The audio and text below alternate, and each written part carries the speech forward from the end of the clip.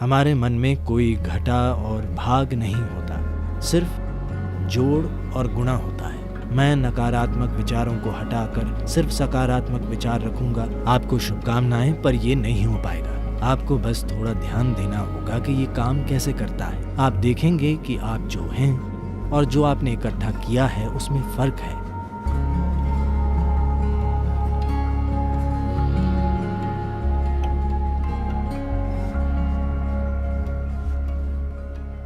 देखिए, जिस तरह ये सवाल पूछा गया है और जैसे इसका आम तौर पर उत्तर दिया जाता है, उससे लोग सोचते हैं कि नकारात्मक और सकारात्मक विचार जैसा कुछ होता है। वे नकारात्मक विचारों को हटाकर सिर्फ सकारात्मक विचार रखना चाहते हैं। ऐसे लोगों से मैं बस 10-15 सेकंड का एक प्रयोग करने को कहूँगा। वे ज़बरदस्ती अपने मन से एक विचार हटाएं, जैसे अगले 10 सेकंड तक बंदर के बारे में मत सोचिए। बंदर का विचार न करने की कोशिश करें। आप देखेंगे कि आप बंदरों से भरे हुए हैं। तो मैं कह रहा हूं कि यह आपके मन का स्वभाव है, क्योंकि इस मन में तीनों पेडल रेस बढ़ाने वाले हैं। ब्रेक या क्लच नहीं है। आप जो भी दबाएंगे ये और तेज भागेगा। ऐसे मन के होते हुए नैतिक और धार्मिक शिक्षकों ने सिखाया है कि बुरी चीजों के बारे में मत सोचो। तब से वे हमेशा यही करने लगे। आप मन को ऐसे बिल्कुल नहीं संभाल सकते। इसके लिए आत्मज्ञान जरूरी नहीं है। अगर आप 2 मिनट आंखें बंद करें तो आप जान जाएंगे कि आप इस मन के साथ कोई जबरदस्ती नहीं कर सकते। तो मैं बुरे विचार हटाना चाहता हूं, इस दिशा में कभी मत जाइए, क्योंकि आप जो हटाना चाहेंगे वो आपका गुण बन जाएगा। वो हमेशा हावी रहेगा। तो मुझे क्या करना चाहिए? बात यह है कि मन की बुनियादी प्रक्रिया को समझे बिना, क्योंकि हमारा मन, इंसानी मन, धरती का सबसे जटिल कंप्यूटर है। सभी सुपर कंप्यूटर्स भी इसी से निकले हैं। अब ऐसा है तो क्या ये जरूरी नहीं है कि हम इसके काम करने का तरीका समझें? अगर आप मुझसे पूछें तो इसका एक सरल पहलू ये है कि हमारे मन में कोई घटा और भाग नहीं होता, सिर्फ जोड़ और गुणा होता है। अगर आप इससे कुछ हटाना चाहेंगे तो ये कहेगा एक और। अगर आप बहुत जोर देंगे तो ये कई गुणा हो जाएगा। ऐसे मन में आप अच्छा और बुरा पहचान कर उन्हें हटाने की कोशिश मत कीजिए।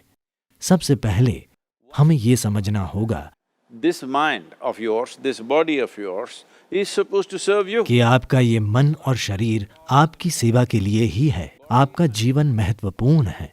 शरीर और मन वे साधन हैं जिन्हें हमारी सेवा करनी चाहिए। अगर आप किसी गाड़ी में बैठें तो उसे वहीं जाना चाहिए जहां आप जाना चाहते हैं। अगर वो अपने हिसाब से चलने लगे तो उसका फायदा क्या है? वो सिर्फ परेशानी होगी। फिलहाल दुर्भाग्य से ज्यादातर मनुष्य इंसानी मन की इस शानदार संभावना को एक परेशानी, एक समस्या की तरह अनुभव कर रहे हैं। ये आपके पास मौजूद सबसे सुंदर चीज है। बस आपको इसके काम करने के तरीके पर थोड़ा ध्यान देना होगा। सबसे पहले यही करना होगा। इसी कारण हम एक सरल सी चीज, ईशा क्रिया लेकर आए। ये आपको आपकी शारीरिक और मानसिक प्रक्रिया से अलग करने के लिए है। आप जैसी एक चीज है जो मौजूद है। ये आपके सभी विचारों और भावनाओं और शारीरिक प्रक्रियाओं का जोड़ नहीं है। आप इन सब से परे हैं। अगर आप अपनी आंखें बंद कर लें तो कुछ नहीं दिखता, पर आप मौजूद होते हैं। आप अपनी आंखों की खिड़की से बाहर देखते हैं, पर आंखें बंद कर लेने पर आपका अस्तित्व खो नहीं जाता। आपका अस्तित्व तब भी होता है। तो अपने विचारों और भावनाओं से परे भी आप मौजूद हैं। So that you, the life that you are, this has to come into your experience.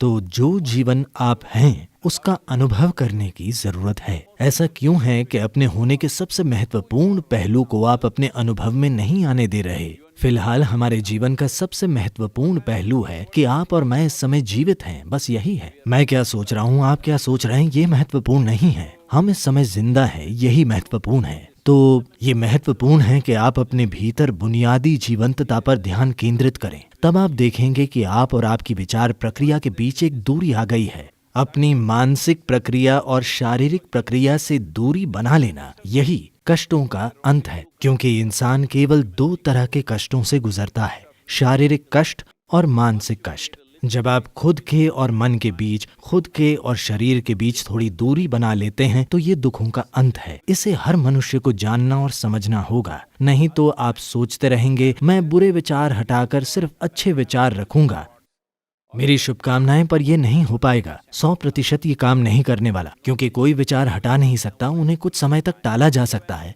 तो जब बुरे विचार आते हैं, आप कहें राम राम, शिव शिव, जो भी आप कहें, पर ये सिर्फ उनसे बचना हुआ, वो चले नहीं जाते। जिस पल आप उन्हें रोकते हैं वे बड़ी ताकत से फिर आएंगे, वरना वे आपके सपनों में वापस आ जाएंगे। तो ये बहुत महत्वपूर्ण है। सबसे पहले आपको समझना होगा कि आपका गुस्सा, नाराजगी, आपका जो डर है, जो भी नकारात्मकता आप पैदा करते हैं, आमतौर पर नाराजगी और गुस्सा हमेशा किसी दूसरे की ओर होते हैं।